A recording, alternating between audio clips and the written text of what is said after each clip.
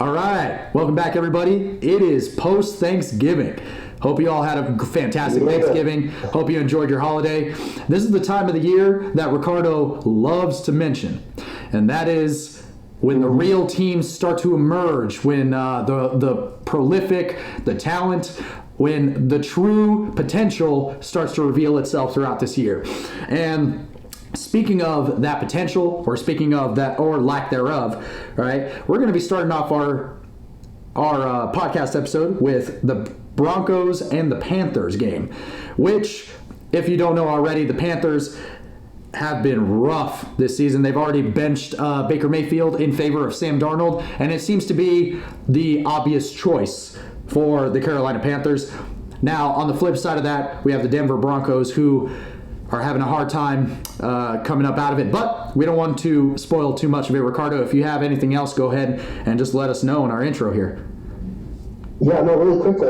This is the time of year where everybody knows where their team stands, and that's what we're going to see moving forward. If there is a floor for some of these teams, then let's get started. I am Ricardo. And I'm Jose. Welcome back to RJ Talks, everybody.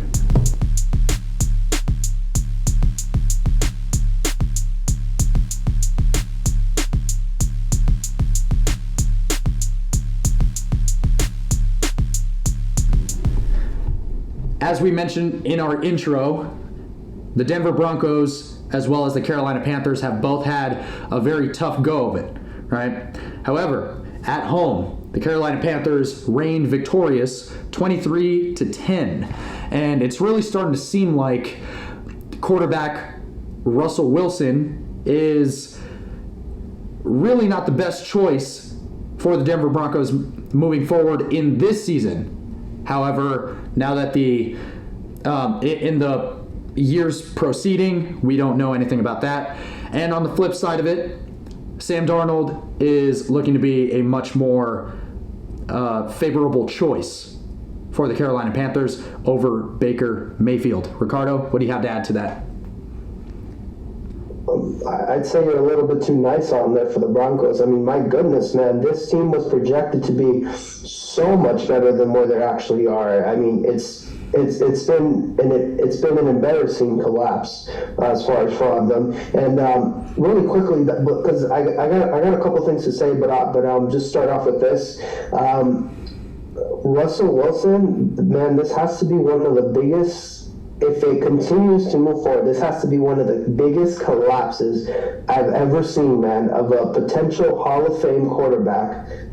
Still relatively, not old. He's not old by any means. He's still relatively in his prime. Not at all. He was drafted in 2013, from what I remember. Yeah. Such the biggest decline in play that we possibly have ever seen from a prime quarterback. And there's plenty to talk about, but really quickly, just to sum up the game as far as what's going on, Denver's offense is being worst ranked for a reason. I mean, they can barely score 14 points a game, Jose. It's been an incredible, ridiculous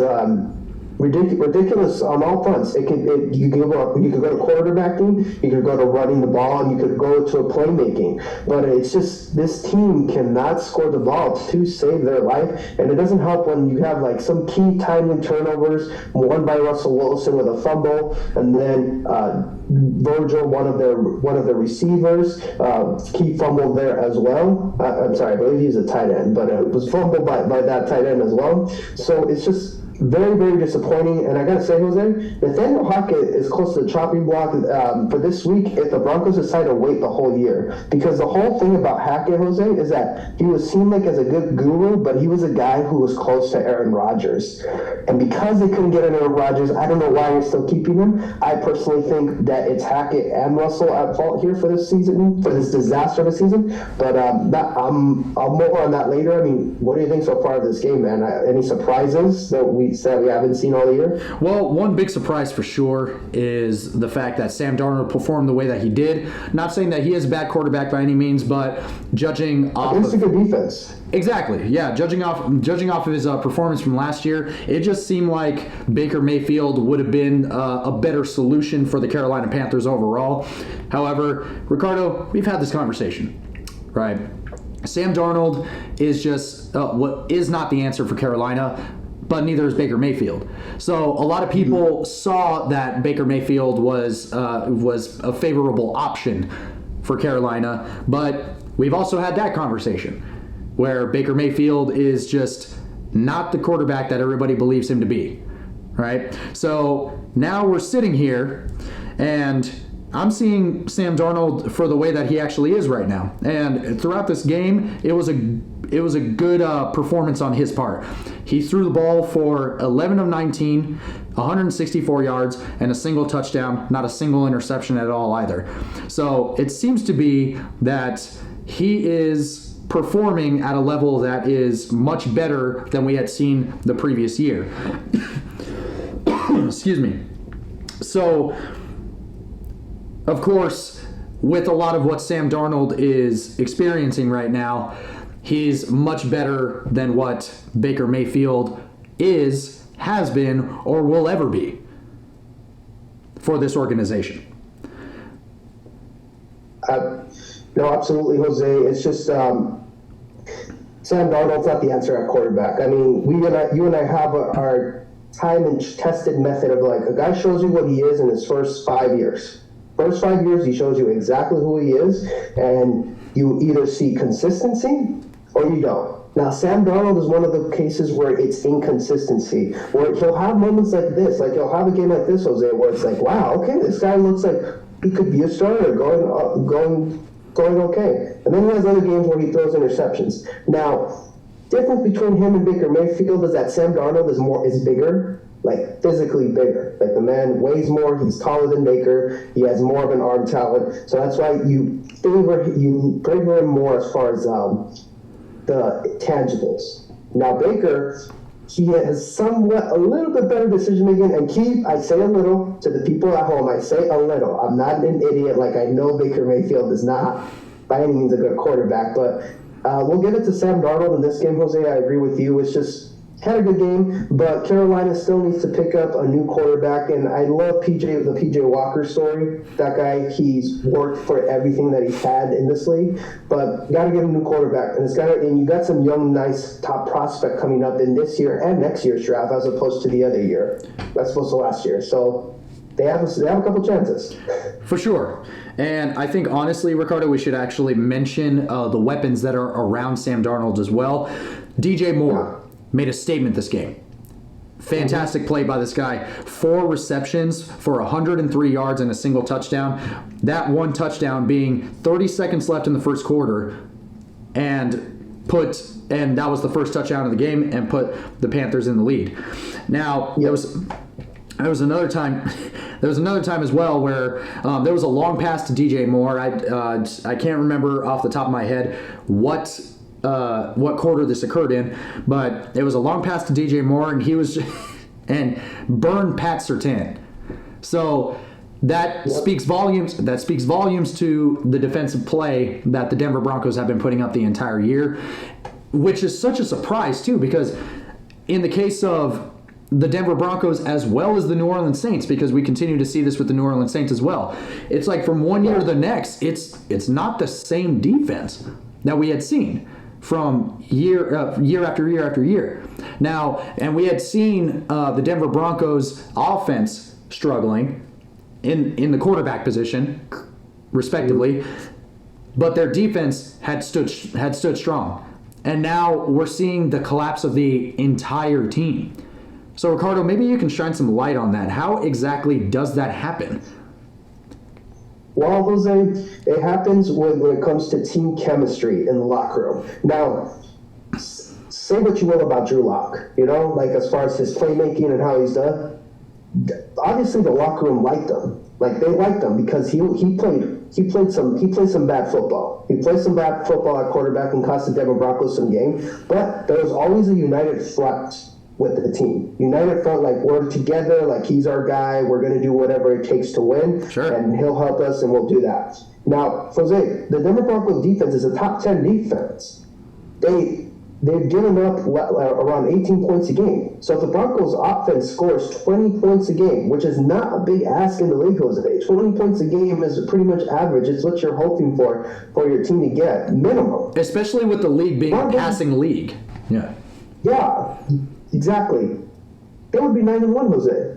Well, 9-2. Excuse me. They'd be 9-2. Now, let's get down to the fact of it, man. I can't escape it any longer. It is the wannabe celebrity, the fakeness of Russell Wilson at quarterback. Now, to the people who didn't watch the game, there was a bit of an outburst by one of the defensive linemen by the Denver Broncos, Mike Purcell, that it happened when the Panthers scored a touchdown on them and they were just frustrated coming off the field. Now, it's not confirmed what's been said. It is not confirmed what's been said, but something happened that I've never seen, Jose, in my years of watching football, never seen a player, let alone a defensive player, because it's different when it's wide receiver and quarterback talking, because you're on offense. Right. When a defensive player goes up to your quote-unquote franchise and star quarterback and yells directly in his face in front of him, in front of the coaching staff, and cameras are on him,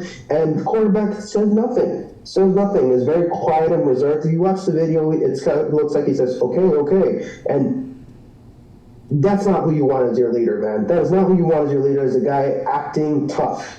And it shows that he's acting tough because the defender, Mike Purcell, called him out in the middle of the game, and he didn't fire back. I mean, say what you will about, I'll give you an example, Cam Newton. You wouldn't see Cam Newton being caught in a situation like that. Like, he would talk back in front of his player's face and would show some grit, some intensity. And show hey, this is my team. I know you're upset, but I don't get that. Doesn't give you the right to talk to me like that. We're not doing this right now. Sure. Yeah. So what this boils down to, Jose, what my long rant is boiling down to, this is that the team is so dysfunctional because of the lack of chemistry in the locker room. I'll give you some examples. As well as the lack of leadership. Russell Wilson. Yeah. Yeah, lack of leadership. And leadership comes with guys believing in you and knowing who you are and willing to follow you anywhere. Russell Wilson has his own private office in the facility. Quarterback having his own private office. Now, say what you will about some problems that a Peyton Manning or a Tom Brady has that some people don't like. Teammates stand up for them. Teammates are no, this guy's the truth. This is he tries his best to be one of the guys. Obviously they're not one of the guys because they're Hall of Famers. That's Tom Brady, that's Peyton Manning, sure, that's Drew Brees, right, that's Phillip Rivers. But they always make it an effort to be a part of the guy, to be a part of that team camaraderie, because they know that that's what you need to do for your team to play at its absolute best. Russell Wilson doesn't eat with the team. Russell Wilson has a manager take his phone calls, and players can't get in touch with him. Now, this isn't me guessing. This is confirmed by Richard Sherman, potential Hall of Fame cornerback, former teammate of Russell Wilson in both Super Bowls, saying what they had to endure trying to talk to Russell Wilson. It was on Richard Sherman's podcast, but Marshawn Lynch confirmed that he tried to talk to Russell Wilson, and it was his manager. The number that Russell gave to Marshawn, it was a number to his manager, and they had to schedule a time when they could talk and all that. I mean, come on, man. What kind of God do you have to say, look at me, I'm a celebrity, you can't, have my people call your people, blah, blah, blah, blah, blah. It's very distasteful, and it's very fake, and, the persona that Russell Wilson tries to project as celebrity can be very corny and annoying sometimes. So this goes back to my point, Jose, as far as why the Denver Broncos have collapsed so ineptitude. You have that guy leading your team, and you're not going to follow that guy. I'm doing air quotes. People can't see me. I'm doing air quotes. Leading your team, and then you have a head coach who's obviously way over his head, man. So you have two failures at the leadership positions where they're needed most. So GM can't lead. GM can only pick talent. The GM has done a wonderful job with the other pieces at talent, but it's just the quarterback and the head coach, the heads of the snake, mind you, that we talk about. That's what's the failure of this team. And barring Russell Wilson, improving his play, they're going to have to get rid of them both in order to get better.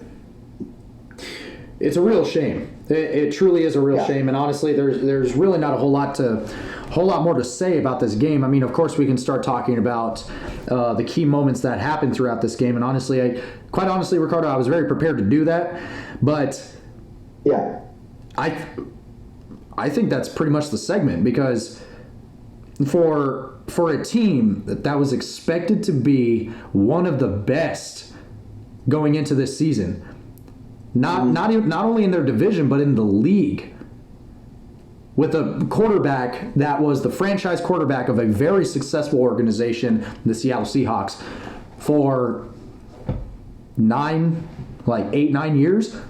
They went to 2 Super Bowls with that team. Yep. We expected much more. So it's very disappointing to see and hear about the news that has broken out about Russell Wilson and the Nathaniel Hackett. So with that being said, I think it's reasonable to close the book on that because it is now post-Thanksgiving, right? And I think we've pretty much seen everything that we possibly can out of the Denver Broncos as well as the Carolina Panthers. The Carolina Panthers did play a strong game this day, right? Yeah. But we'll see how they continue to perform the weeks after that with Sam Darnold. So with that being said, Ricardo, let's be honest, Jose. These 2 teams are fighting for the top 5 pick in the next year's draft. That's all they're doing at this point, post Thanksgiving. That's what they're playing for. It's a shame.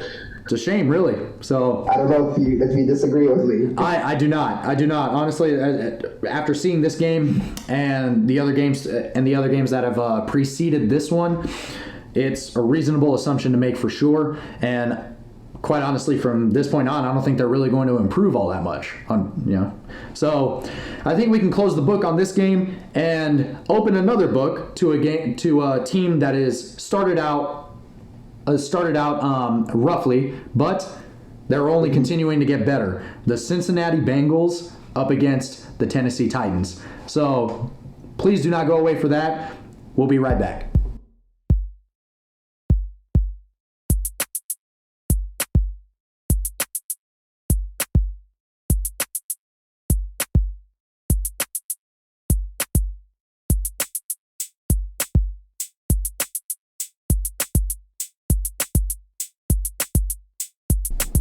As we mentioned in the previous segment, the Cincinnati Bengals had a rough start. The Super Bowl runner-ups from last year, right? The Cinderella team from last year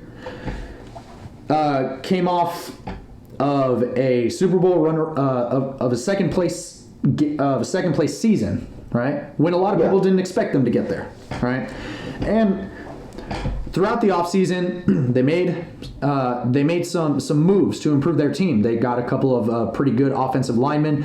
I don't remember their names specifically at this point, but point is they started making improvements where those improvements were needed to be made, right? However, Ricardo, if I remember, one of those offensive linemen was a new guy. It was a rookie.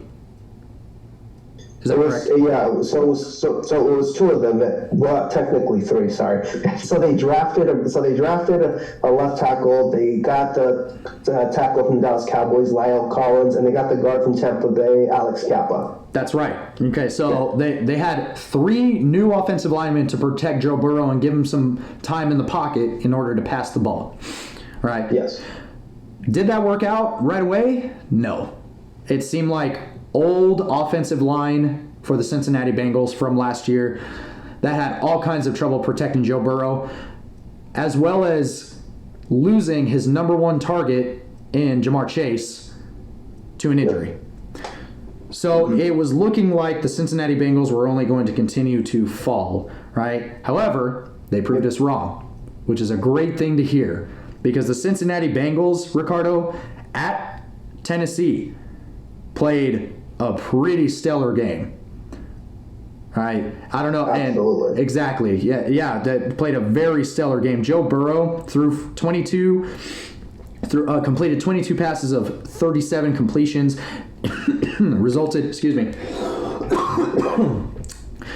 in 270 yards and a single touchdown.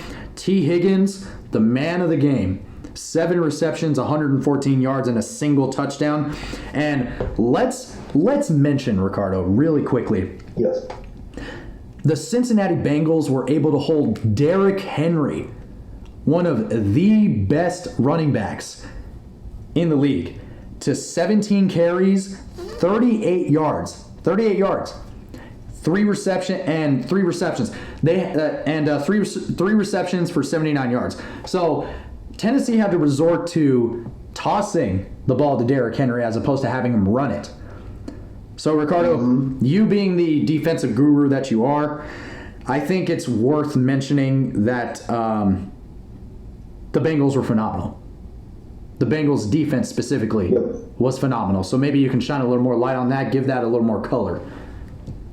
No, absolutely. I mean, they just came with an attitude, Jose. They came to play and they came to tackle. There was no doubt about it. They knew they knew the strength of the Tennessee Titans, and they finally did something where, like, it's here's what I hate about most coaches, Jose, in the NFL.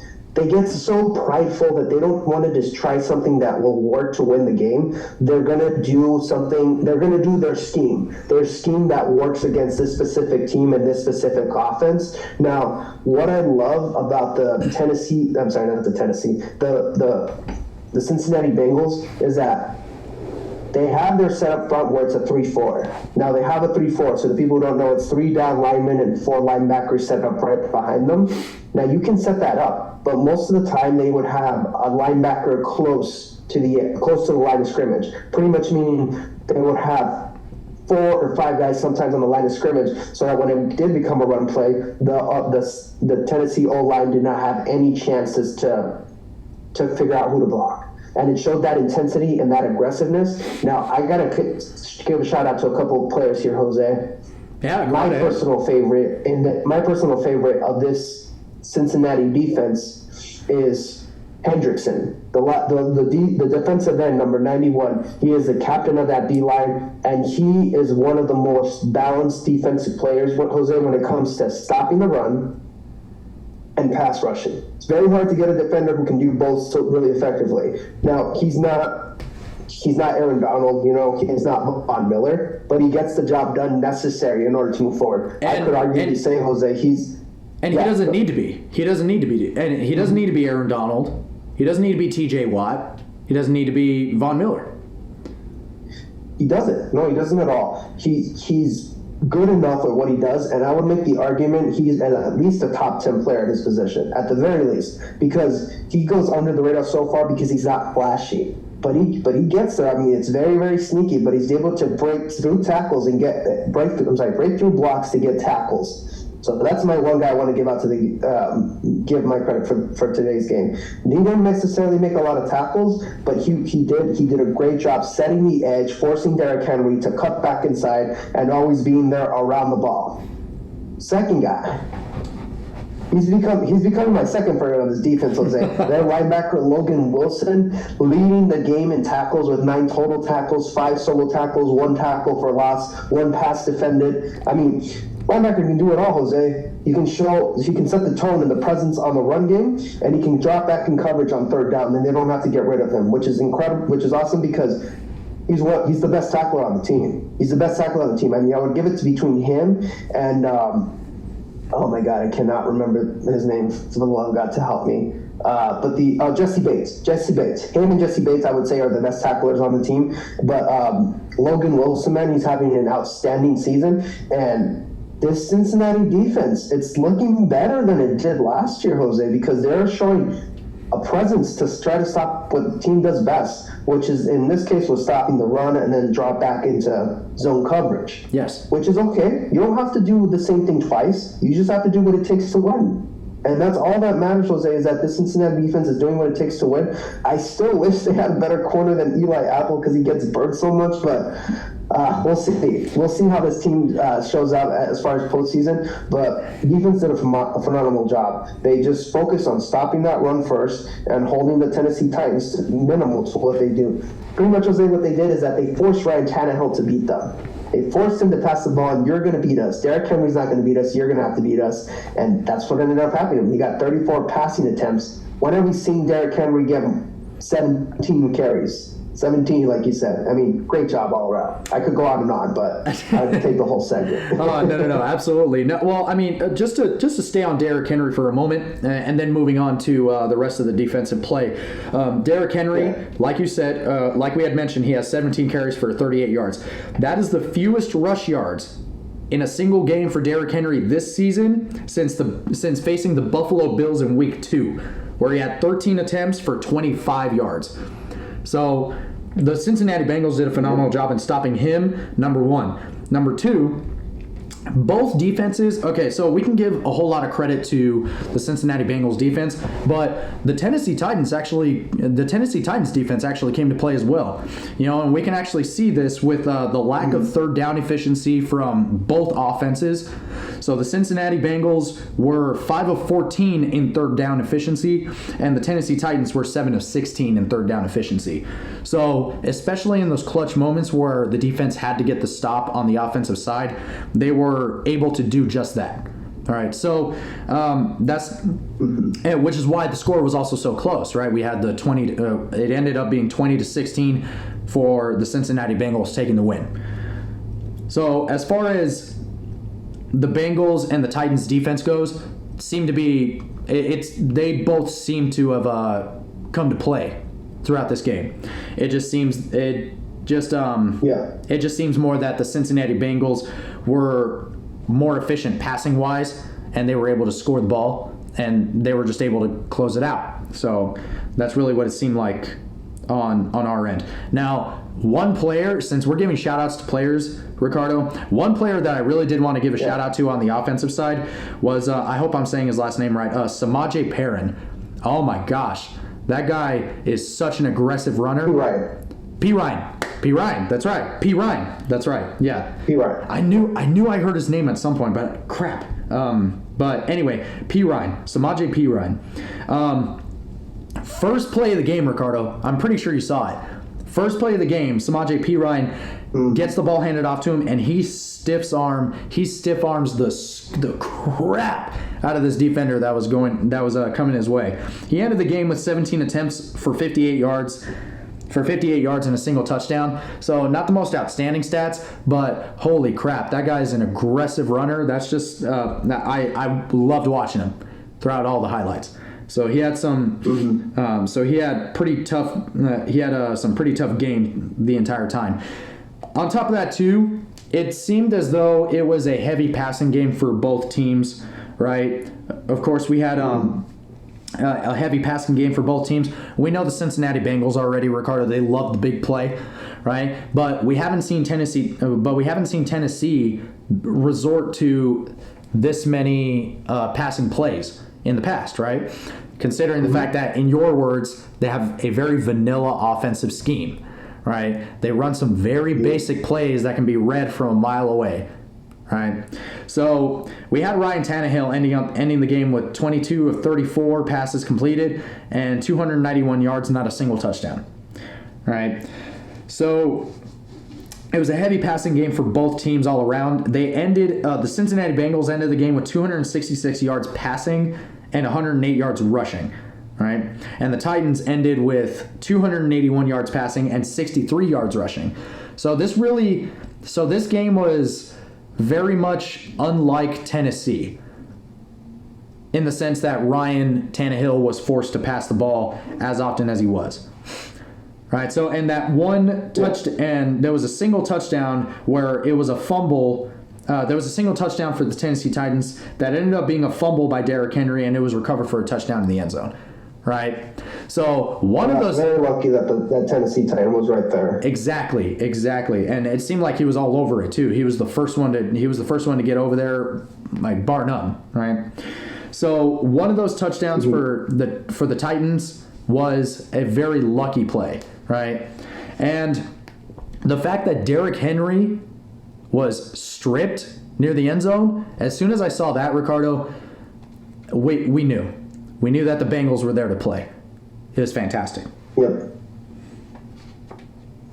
No, absolutely, man. I mean, you just nailed it right on the head as far as like how these teams played and how it's looking. But we got to give the Bengals some credit here, man. I mean, no Jamar Chase, no Joe Mixon. One of their corners was out. I mean, no excuses were made for them on this game. They came here to win. And Jose, we got to be careful here now. If we look carefully, they're 7-4 and they're tied for first place with Baltimore. They are. I mean, they have a chance to still compete for the division because Baltimore has had some collapses on their end. But early on, when the season started, 0-2, everyone was counting the Bengals out and like, no, they're done. Like their Super Bowl hangover is done. It's over. They're gonna do it. No, they still got a chance here to to try to get the division and try to make the playoffs here. And they did it against a formidable Titans team that has been playing good football. I mean, they've been winning games. Haven't they, Jose? They've been winning games. Most same way definitely. They know how, as far as being aggressive, doing whatever it takes to win.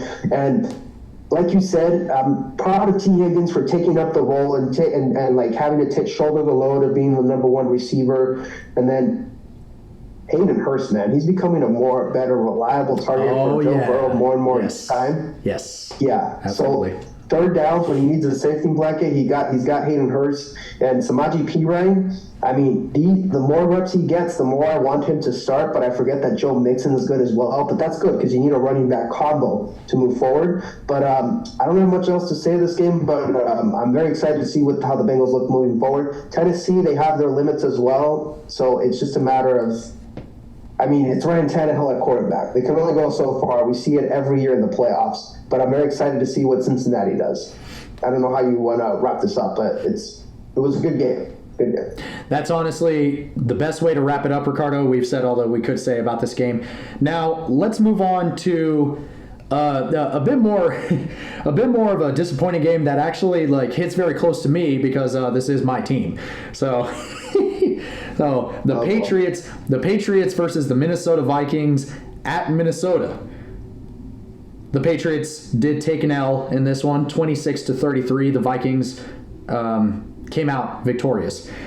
There's a lot to say on this one, Ricardo. I don't want to waste any time, but let's take a short intermission here. Everybody, we will return shortly.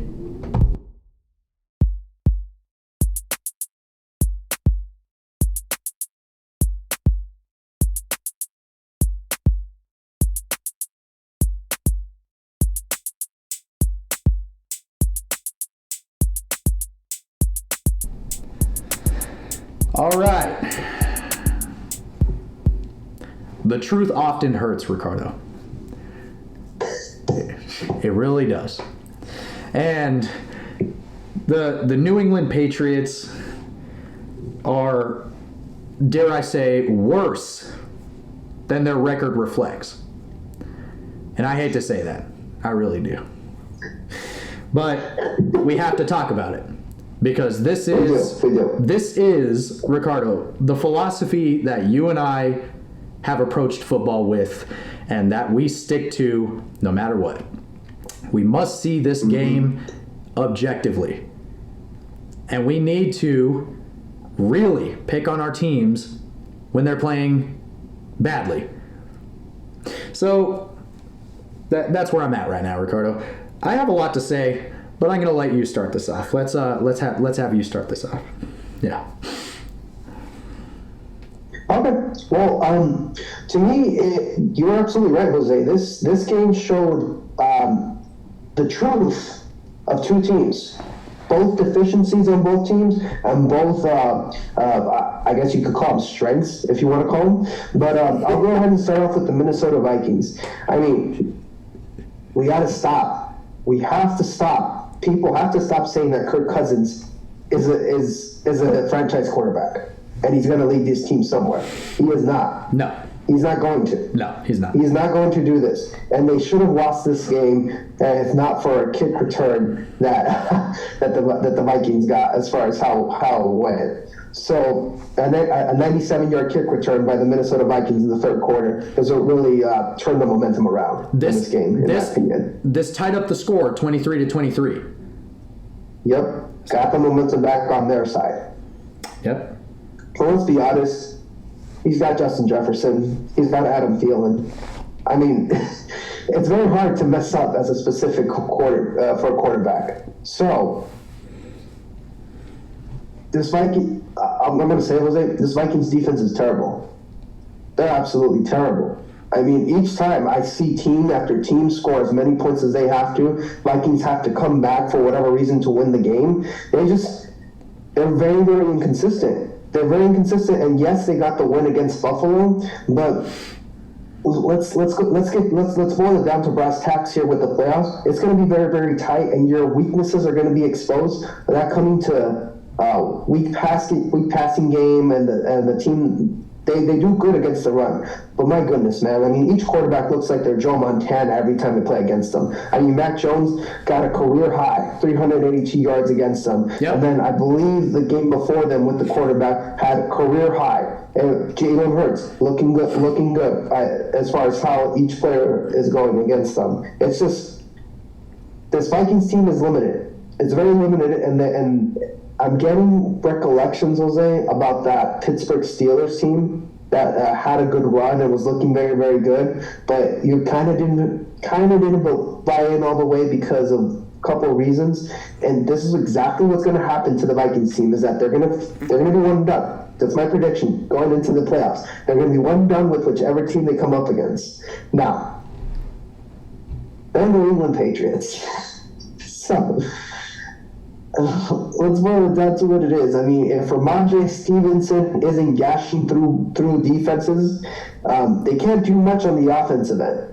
They cannot. They don't have the weapons to do it. It's not like we've been saying it for the past several months here since we started this podcast. It's they need weapons to move forward. I mean, Jose, this has to be the most pedestrian 382-yard passing yards I've seen. Not one receiver, not one, Jose, not one got 100 yards receiving. I mean, you'd think that there'd be one player who would stand out. The receiving leader was Devontae Parker, 4 receptions for 80 yards. That's it. 80 yards. Yeah. See, and what's amazing, Jose, is that most of these players got long receptions, and that was it. So our guy Nelson Aguilar, 65 yards. His longest catch was 34. Okay, Hunter Henry, the tight end, 63 yards. His longest catch was 37. Don't even. Jacoby Myers, 62 yards. Longest receptions was 26. Kendrick Bourne, 36 yards. Longest reception was 17. So what this is telling me is that the defense is giving up lots of big plays to the New England Patriots, and it's not showing a consistent offense as well as going for weapons. I mean, I wouldn't want any of these players on my team as a receiver. I mean, it's definitely a mismatch when it comes to weapons on both sides. Justin Jefferson, Adam Thielen, T.J. Hawkinson, Devontae Parker, Nelson Aguilar, and Hunter Henry. I mean, and they have no one else to blame but themselves, Jose. You're going to agree with this. They have nobody else to blame but themselves. They refuse to do anything about it, and now they're going to pay the price. They're 6-5 right now, which is looking decent, but they're right on pace to where we project them to be, which is around 500. Take it away, man. I'm excited to hear you talk.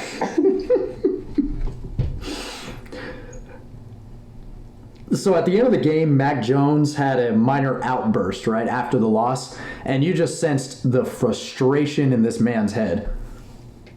Right? Mm-hmm. As soon as the last second depleted from the time clock, he took off his helmet and just tossed it right to the field. Right? Reasonably. Yeah. He should do that.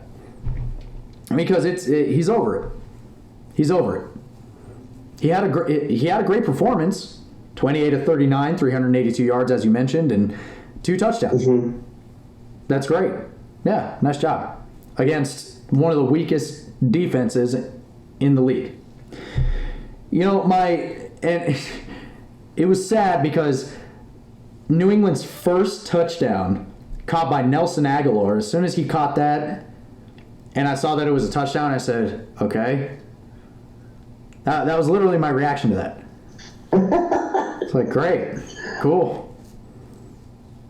Can't do that any other time of the year. You can't do that any other time of the year. It was wide open. Dude was wide open. It's like, of course he's going to get the touchdown. Yep. So, oh my goodness. Thank God we have Nick Folk, Ricardo, honestly. Thank God we have Nick Folk, because he's probably going to be the only Pro Bowl pick coming out of this team. Right now, yeah, he probably will be. 4 for 4, and he scored 14 total points throughout the entirety of the game. Yep. And he was perfect. Mm-hmm. Perfect. So, what our game results to is not even a full 2 touchdowns. Yeah, that's what our score results to. It results to not even 2 total touchdowns from the offense, because this game was carried by Nick Folk as far as just points go.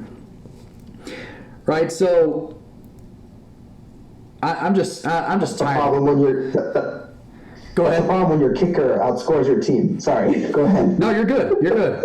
I mean, and here's another thing too, Ricardo, is the New England offense was 3 for 10 on third down efficiency.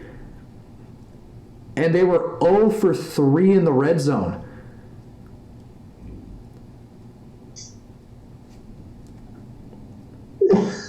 How much? Ramondre Stevenson doing all that he could too, and it's like 7 attempts for 36 yards. 36 yards. Yep. 2 yards less than Derrick Henry had in the last game that we just talked about. The difference is he was averaging 5 yards to carry. Derrick Henry wasn't. Exactly. He was. So, what else is there to say, Ricardo? Honestly, what else is there to say? My goodness. It's like that we haven't said already. It's just such an inconsistent play by New England. I'm like, my God. Oh yeah, and we also had there was also an interception by Jonathan Jones. It's pass intended for KJ Osborne for Minnesota, what I understand, who was covered man on man. So on top of that too, the pass was also just way too high. It was an overthrown pass. All right. So Jonathan Jones is able to pick that up and turn the ball over for New England. But again, you know, there are these huge plays that are being made by the defense week after week after week, and I'm sitting here going, okay, that's good. How are we going to fumble this away? All right, so that's the question that precedes those big plays, because Ricardo, we already know that the defense is good. Very good on some nights. We already know that. There's nothing new. Yeah. There's nothing else that's new. There's nothing else to say other than New England is so consistently mediocre, painfully mediocre. And it's not going to get fixed until we start coming out and saying, hey, you know what? Maybe we need another pair of hands, another mind on this team. Because you know that Bill Belichick is fully capable of picking somebody that is actually competent enough to lead the offense to where we need to go. Mm-hmm. Oh, yeah. So... Yeah, no, he's not an idiot. He knows who he could pick. He just doesn't want to. Exactly. So, and that's the thing. That's the thing that bothers me the most. Is the fact that we know and understand the potential and the talent on this team, or in some cases lack thereof, and we could very easily, not even very easily, like we could very well take the steps forward to fix these things, but it's just a blatant disregard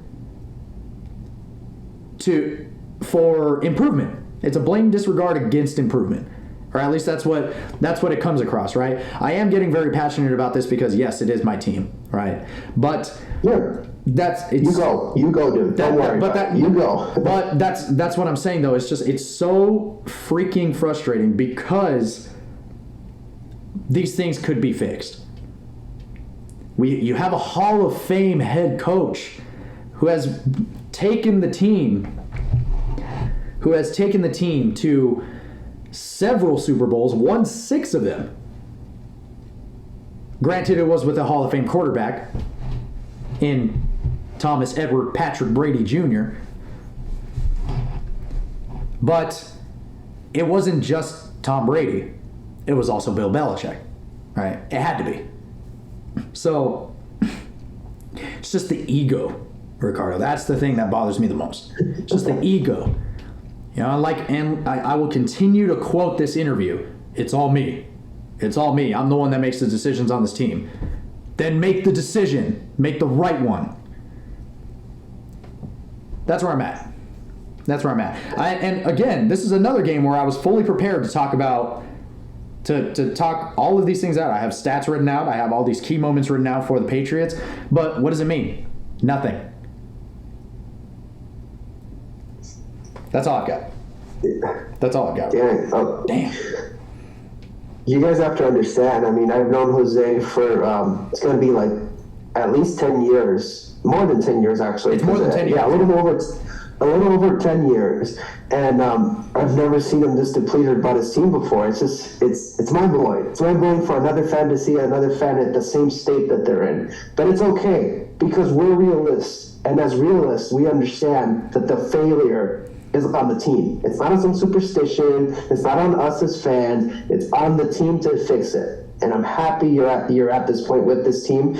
But I said it from the beginning, man. I told you from the beginning what was going to happen. Oh, and I agreed with you. I agreed with you. Yeah. I was hopeful. I was hopeful. I had to be hopeful. You know what I mean? Yeah. Yeah. I had to be hopeful. Yeah. For my team. But yeah. They have to hire an actual offensive coordinator who knows what they're doing, not friends trying out new things, a committee by committee offense. They need weapons at receiver, which means signing some players or drafting some good young prospects, which they haven't done at all. And it means helping out your freaking quarterback. Because this season has been a disaster for Mac Jones. It's been disaster not only on the stats, Jose, but mentally. I mean, the fact that they put Bailey Zappi back in the game and like that this offense is so frustrating when it comes. I mean, when did we ever think we were going to see Mac Jones throw a tantrum like that, Jose? I mean, there are clearly things going on behind the scenes that we don't know that are even worse because he's a consummate pro. I mean, we both saw him play at Alabama, and he's your typical yes sir, no sir, yes I failed team. The team won the game for me, all that. The worst. So it's just one of the worst things about it too, Ricardo, is that he was so excited to be on this team. Mm-hmm. This is the team that he wanted, right? He shook Roger Goodell's hand. He shook Roger Goodell's hand on stage. Looks at him and he goes, "Yeah, this is the team that I wanted. This is the team that I wanted to be on because I know what they're about." Mm-hmm. Yeah, I know what they're. Of course, I'm paraphrasing, right? It's like this is the team that I want to be. Yeah. This is what I wanted. And to just, oh my gosh. And again, we've seen him in college. We've seen him play in college, and oh my God, phenomenal player. And he had all this hope. And then just to see him, oh man, just to see him at the end of that game, the way that the frustration was palpable with this kid. Oh my gosh, it's just it's so disappointing. So disappointing. It really is. You know, and Mac Jones deserves so much better, especially going into his second year. I mean, honestly, I wish he were Justin Fields right now, because Justin Fields is, I mean, at the very least, at least he's starting to come up. You know what I mean? And I'm not saying that Mac Jones doesn't have the potential to do that, but it's everybody around him. And what is he going to say? What is he going to do? What is he going to say? He's a second-year quarterback. It's not like he's been in the league for 10 years. And he has some kind of say in what's going to be happening. Tom Brady was able to deal with Bill Belichick for so long because he himself has proven his worth, right? Not because Mac Jones can't do it, because he's had the time. He's had the time to do that. But unfortunately for Mac Jones, it's, you know, he caught Bill Belichick at an older age. He caught Bill Belichick after he's won all these awards and all these accolades. He's gained recognition. And objectively speaking, what has Mac Jones done? You know, simply because he has not had the time to prove his worth. And this is not doing anything else for him. This is not doing anything good for him. So if the team continues on, if the team continues to be this way throughout the offseason, I'm sorry, Mac Jones, please, for your sake, go to another team. Demand release. So that's the statement I'm making right there. It's just, yeah, no, it's a big statement, and just to piggyback off your beautiful rant, might I add, it's the highlight of the episode. I mean, I love it. Belichick has to adjust to these times now. because there's no more Tom Brady telling these players, no, it's all worth it, or there's no more Tom Brady that he can demean in front of players, and the players have to follow the way. He's got to adjust to the times, man. Like, he's got to understand that you have to treat, like, you have to treat quarterback differently, and you have to help him best you can. It can't just be like, no, it's my way. My way's been working. This is what's going to work out. It's like, no, everybody's got up. I mean, you can't have just a strong defense anymore and a so-so offense. Even with Tom Brady, it wasn't so-so. It was great. But Bill Belichick's got to adjust. He has to.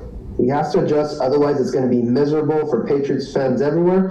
And it's going to force Robert Kraft into a very difficult decision as far as how much more are we going to take this? How much more are we going to take this mediocrity? You know? And he gave him 6 Super Bowls. Incredible. But we need to see some progression after the Brady era. That's in the past now. We have it. That's in the past now. Yeah. Absolutely right.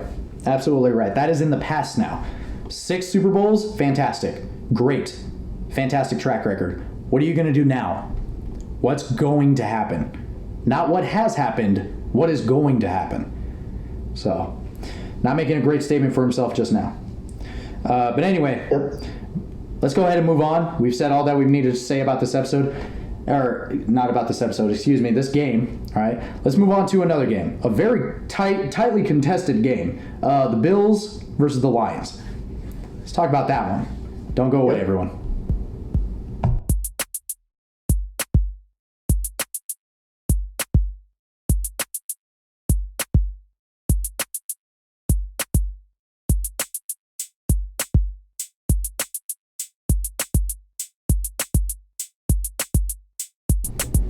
Ricardo, now that we've jumped off of the Vikings ship, so to speak, right?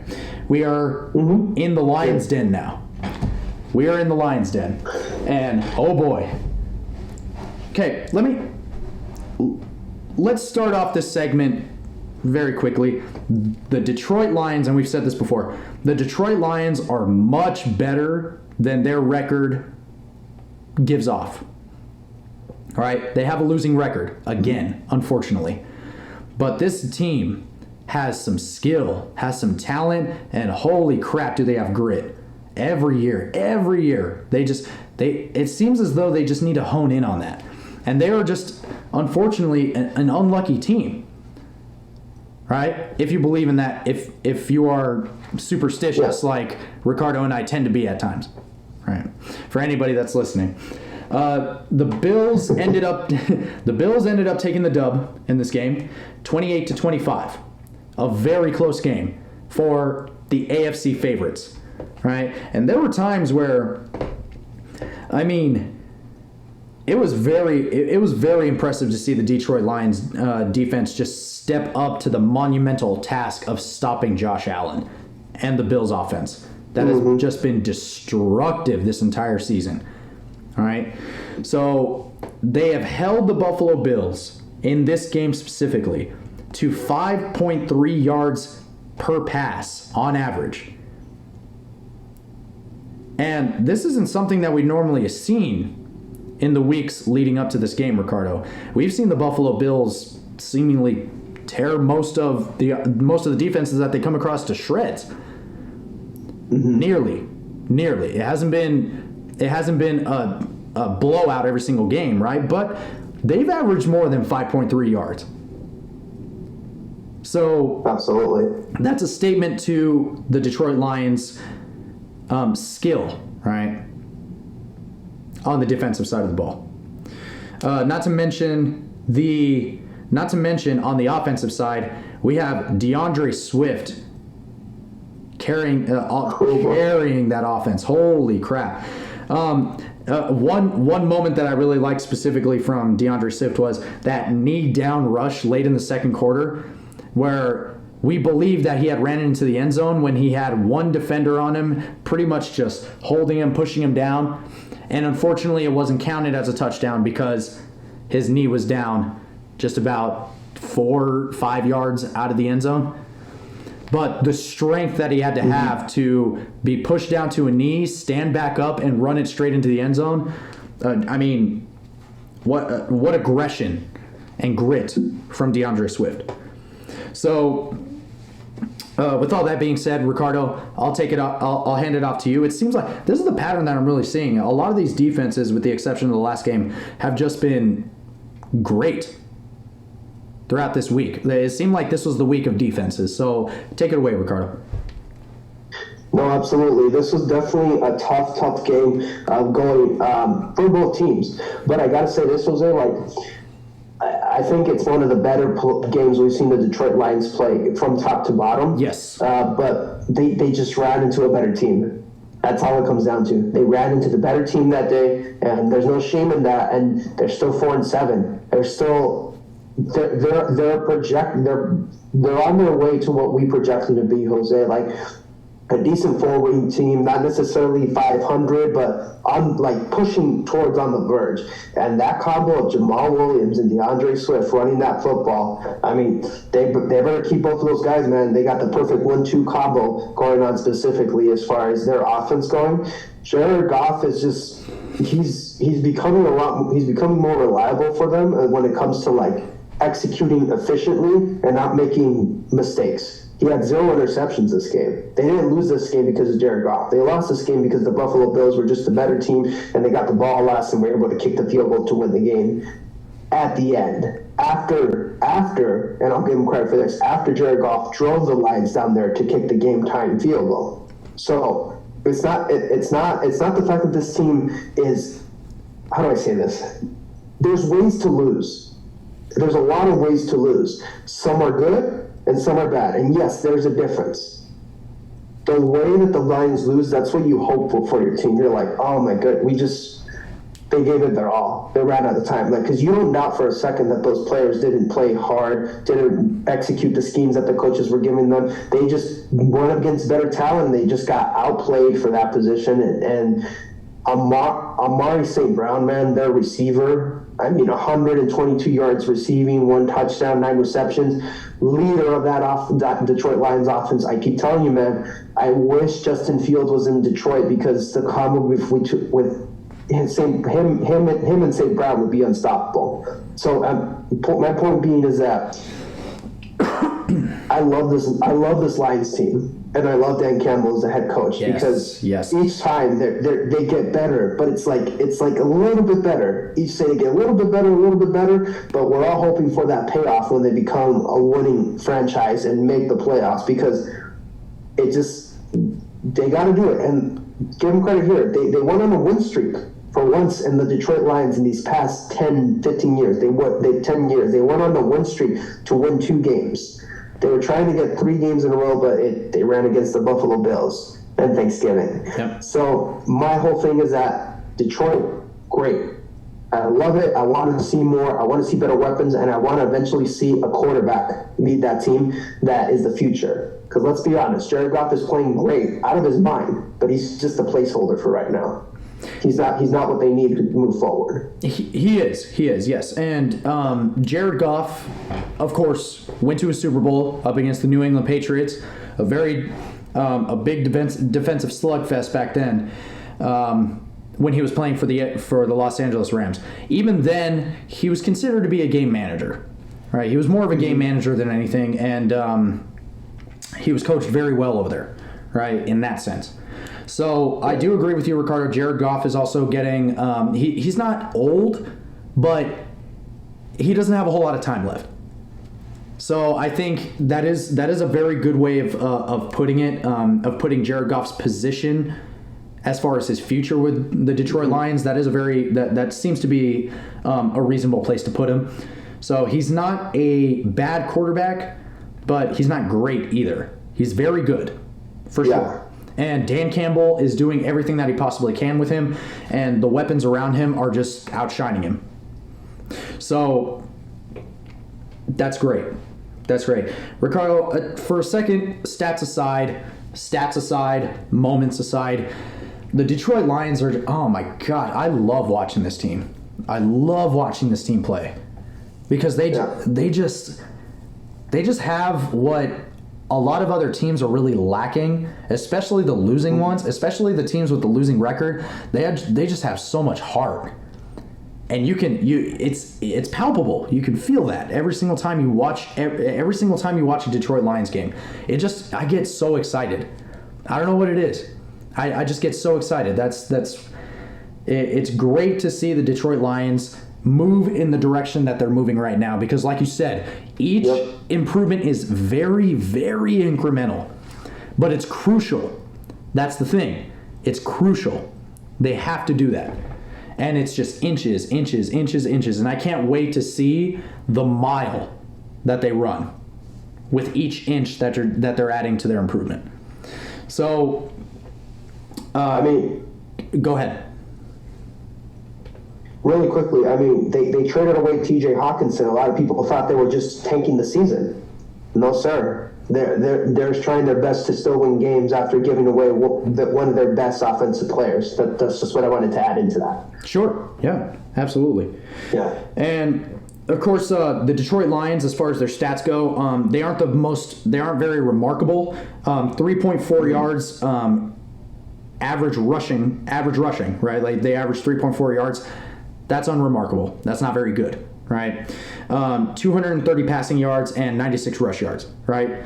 So they're looking pretty solid, right? But again, the paper only says so much, right? Because you have to watch the tape for the Detroit Lions in order to truly understand how formidable of an opponent they've really become for other teams in the league, right? There's a reason why a lot of teams just struggle against the Detroit Lions, and I hear it amongst coworkers. I hear it amongst other people that are say sitting across from me at a bar or right next to me at a bar, and I'm watching these games, and they're saying, "Wow, that they had this much trouble against the Detroit Lions, really?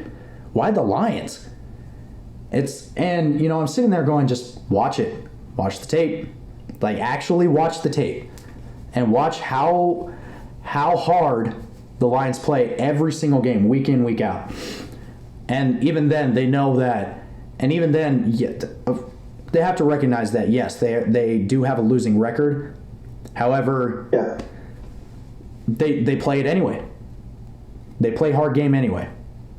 So imagine how great they will be when they have a winning record. When they make the playoffs after seemingly decades. So that's great, man. It's fantastic. It really is. Yeah. Really quickly. Sure. And to go with the Bills, another close, hard-fought game, very reliant on Josh Allen. They were able to squeak it out. They were in a game that I definitely thought the Bills had a very good chance at winning. For the positive for the Buffalo Bills is that they're destroying the narrative that people have of them. They're like, they can only win blowing teams out. They can't win close games. When it gets tough, when it gets gritty, they can't pull it out and win those games. They're doing it. They're doing it, and they're doing it against very, very close games. Coming back against Baltimore in overtime, and even against teams that they should win. When we're looking back, a win's a win. Was it tougher than it should have been? Yes, but they still won. And some teams fail to do that. Is that you got to win some of these games. Like, yes, it was a tough game for Detroit, but it's not the most important game that they're going to have moving forward. And they keep that up, and they keep that record up, going up 8-3. And they're just, people are acting like Kansas City is so far ahead, above everybody, like that they're untouchable. All it takes is to lose a couple of games, and next thing you know, the records change the seeding drastically. So my point being is that Buffalo is still 8-3. They're still up there. They still have a chance to try to get that home field advantage if Kansas City falls back a little bit. Now that's a big if, but it's not impossible. Teams have bad days. So my point being is that I'm impressed with the Buffalo winning, even though it's not a perfect game. So because that's what it's going to take moving forward in the playoffs. And if they want to make that Super Bowl that we all predict that they will, they got to win games like these. And very impressive game by Devin Singletary once again, showing to be the reliable workhorse running back that he is. I want James Cook to get more touches. And I feel like they got to use that combo going in and out.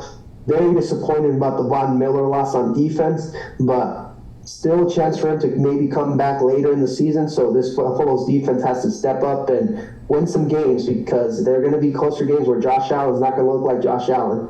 And I don't have much else to say about this Bills win, but they look on schedule is the best way I could say it. They do. They're still playing smart football for sure. They're playing for the first down, especially in this game. They recognize how formidable their opposition is, and they're able to adjust to them. So the Buffalo Bills as a team offensively is still continuing to adjust themselves to their opponent. And because they have that kind of mindset, I think they'll be okay, Ricardo. Quite honestly, I think they'll continue to play just elite football with Josh Allen at the helm, regardless of who they lose in the process. I do firmly believe that, because they continue to play smart football.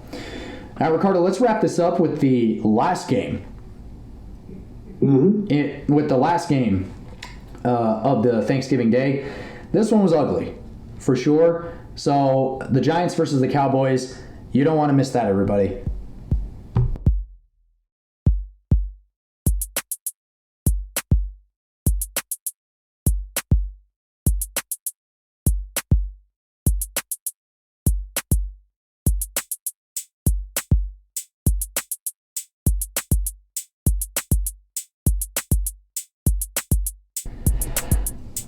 All right, Ricardo, to wrap this episode up, this was, like I said, this was an ugly game, right? And unfortunately, I think we're really starting to see, well, actually, fortunately for us, because it's Dallas, right?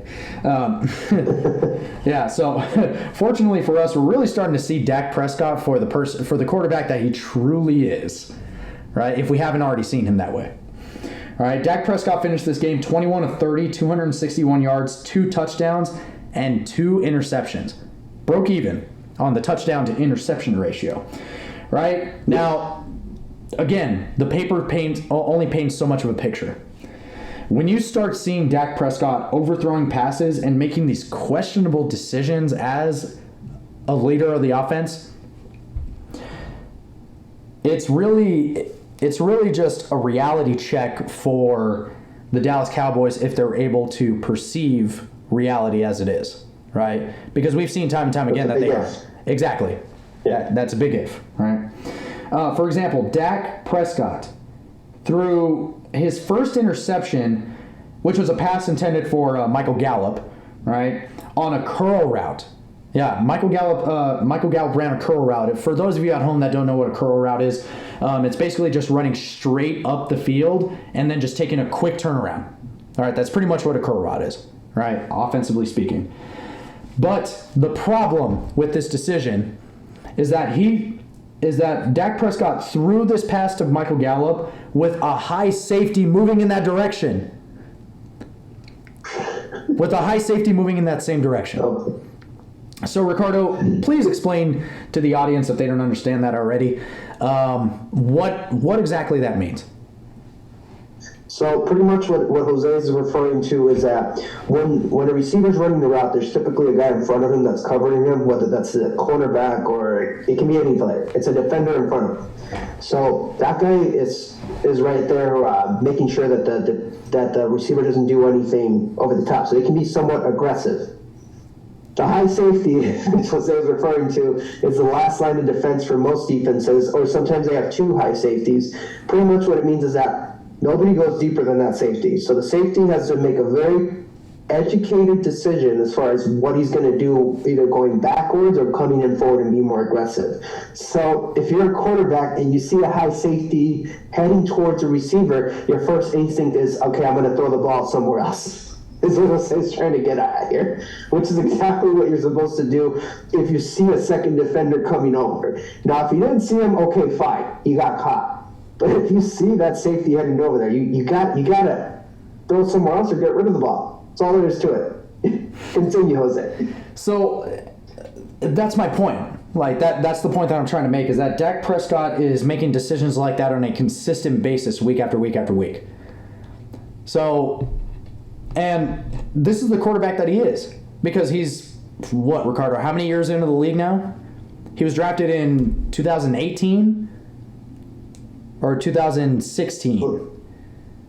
No, it was 16, man. It was 16. That's right. Yeah. So that's right, because he was drafted the same year as Baker Mayfield, if I remember. No. Baker Mayfield was. Okay, I'm getting my years mixed up here. Yeah. 2016. I know for a fact that it was 2016. So it's been 6 years.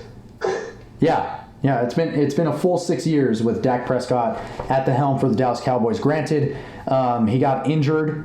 And he was starting to. Okay. He got injured and he was starting to. And he was out for the season. Right. Yeah.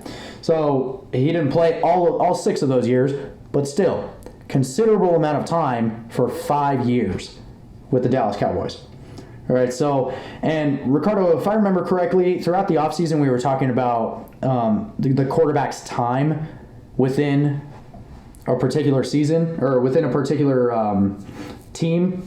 Throughout their career, you see who they are post 3 years if everything goes well within their organization. Even if the quarterback is traded to another team and they start playing well over there, then at that point we can say, okay, the head coach or the something about the organization just wasn't working for them. Right? So we're starting to see who Dak Prescott is as a quarterback right now. He's 2 years past that 3-year mark, and he's still playing this way. So, Ricardo, what would you say about Dak Prescott at this point? Yeah, no, absolutely, Jose. I completely agree with what you're saying. And the thing is, he is who he is. As simple as that sounds, he is who he is as a quarterback. He's very good at managing the game when it's simple, when it's like, how the best way I explain it? When they have a running game going, and they play action, and he's not being put on the spot to win the game, and that's okay to happen for a quarterback. Like, that's okay if that's the way your team runs and that's the way it's meant to be done. A lot of teams run their offense that way. A lot of teams run their offense depending on the run, and they just need the quarterback to make a few key plays. Now, game manager can be an insult to some quarterbacks because they literally do not do anything except the bare minimum. I wouldn't put Dak Prescott. It's hard because sometimes he shows that he's a little bit above it, and sometimes he shows like he's just your run-of-the-mill Jag quarterback. To the people who doesn't know what a Jag quarterback means, it's just a guy. That's it. Just a guy that's on there, like nothing specifically special. So I'd say he's too inconsistent at this point.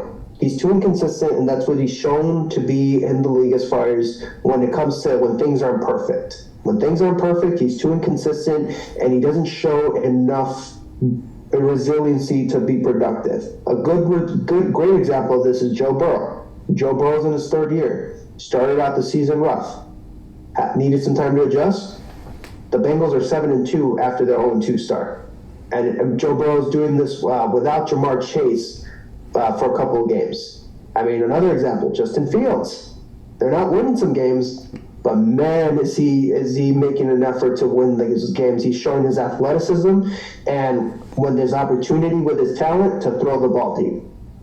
Dak Prescott is who he is. He's a guy who has a good arm. He has an okay ability to read defenses, but he just doesn't have that talent and those intangibles to be dependent on solely. When it's solely his time to shine, and like nothing's working, and it's Dak Prescott's time to win the game or not be the reason that they lose, he's fallen every single time. He's fallen every single time when it's mattered most, and I don't see that changing for the Dallas Cowboys. I mean, they got great talent. They got all the talent in the world. You see it on the defense. You see it on the receivers. I mean, Ezekiel Elliott is finally resuscitating his career. He's after his rookie season just went on a downhill. He's finally starting to come up a little or plateau.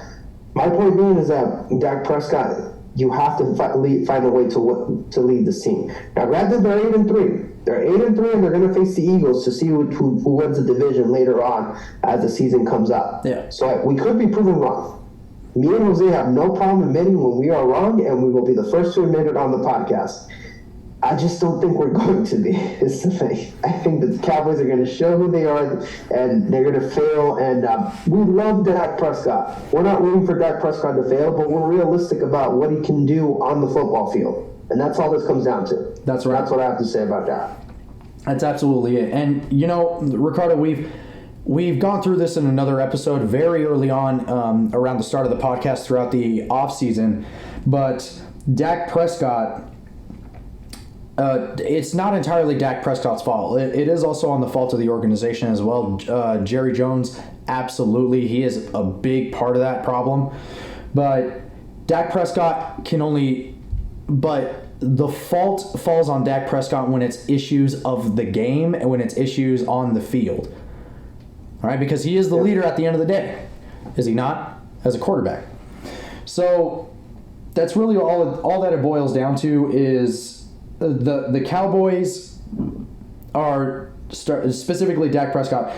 He's starting to show who he is, right? And I'm glad that you brought up Ezekiel Elliott, because he did end the game with 16 carries, 92 yards, and a single touchdown. And he is starting to come back up into his own a little bit, much like another running back in this game too, Saquon Barkley. All right, he's starting to make it. Mm-hmm. He's starting to make another appearance. He had a phenomenal game. Of course, his stats don't really show that, right? But he is starting to make smarter decisions as far as his play goes, right?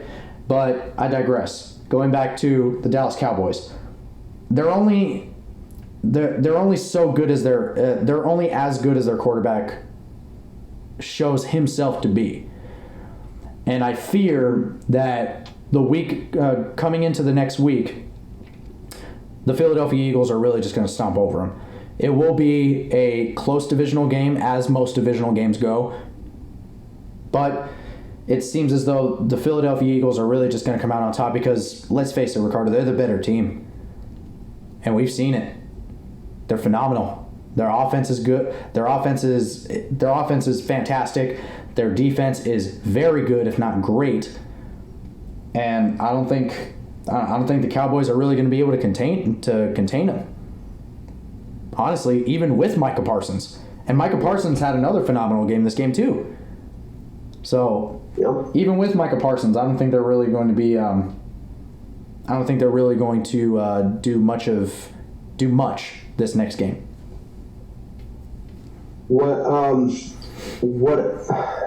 It's funny because I just thought about this as we were talking, which has happened in some of our episodes. What I realized what this game was, it was a game of two teams with two very underwhelming quarterbacks that can pull the team back. Because both teams have had a great record. Both teams were 7-3. Both teams were looking like we're going to stop. We're going to be in the NFC East. But the difference is the Cowboys have the better quarterback of the two. I mean, it's just... By the way, if it's not said already, it has to be said. Brian Daboll is going to be Coach of the Year. No question about it. No question about it. Nobody expected the Giants to do anything but this close. Saquon Barkley looking remarkable. Defense is playing intense. Offense is playing winning football with the pieces that they have around them. So my point being is that I trust Jalen Hurts more than any quarterback in this division. He showed it to me this season that he is clutch under pressure and is doing whatever it takes to win, even when things aren't going his way. That's right. I mean, the Washington loss. We can name all the bad things that it took for them to lose that game, but when it comes down to it, is that I see the Eagles stopping them as well. Not necessarily like a blowout, but I see them putting what's it called? What am I trying to say? Punching the Cowboys in the mouth. That's what I'm looking for. I'm seeing them punching the Cowboys in the mouth and showing who the best team in the division is. It's a month away, but we're both very excited to see because that's going to decide who wins this division and who. I mean, let's be honest. If the Eagles keep on rolling, they'll probably be the first seed in the NFC, and home field advantage will go through Philly. So it's looking a lot how we predict post Thanksgiving.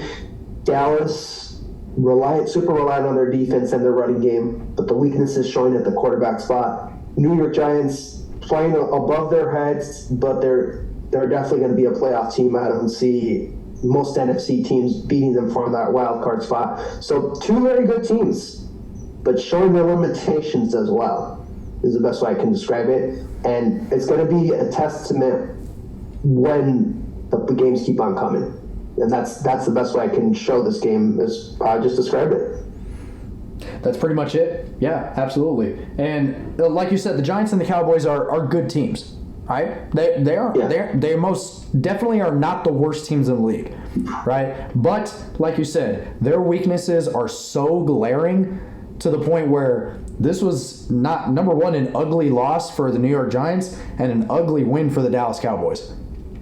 So, and of course, and again, Ricardo, I was prepared with stats, I was prepared with comments, I was prepared with moments. However, just watching the tape, that's pretty much how it is, right? Just based off of our personal, just based off of our own personal and as objective as we can get observations. This is just what it comes down to. The New York Giants are playing much better than we expected them to, and the Dallas Cowboys, they're still the Dallas Cowboys. So, Philadelphia Eagles, I believe they're still going to be taking the division this year. For sure. For sure. Yep. Absolutely. But really quickly. Go ahead. Oh, go ahead. No, go ahead. I was going to say really quickly as we wrap up this segment, I got to say I'm so happy that Arizona showed me who they were. Once again, how they ended the game. I mean, incredible, non-failing, and to my guy Justin Herbert as well. So it was a happy weekend for me, Jose. Where the Arizona Cardinals fell to the Los Angeles Chargers. A very tightly contested game as well. It was a point loss, right? It was a point loss, and Cliff Kingsbury had the chance to kick the field goal or go for it on 4th down. We know what he decided to do because Cliff Kingsbury, he went for it. Chargers stopped him. Justin Herbert scored the touchdown. They went for the win, and they got the win. Oh, man. That poetic justice, Ricardo. It's coming, Jose. It's getting there. I mean, it is getting there. I can't tell you how excited I am. They're showing less and less stuff on their Hard Knock shows because they know that things are bad and they're going to get even worse. So I just have to throw that out there because I'm just excited. I'm very happy. That is incredible. I wouldn't, yeah, and if nothing changes, I wouldn't be surprised if we end up on Hard Knocks next year or the year after that. My goodness. So, Ricardo, with that being said, here's to next year. And everybody, thank you so much for listening. Thank you so much for listening to this podcast episode. This has been a very special one. Ricardo and I were having this talk just off the mic really quick. This just seemed like a different one. I hope you guys really experienced that as well, and you resonate, and that sentiment resonates with you as well. So, if you like what you hear, go ahead and subscribe to the YouTube channel. Follow our Instagram at RJTalks_11 for new episode updates every single week. Thank you guys so much again, and we will see you next time. See you next time, guys, and postseason's almost there. Oh. It's almost here. It's almost here. Yep.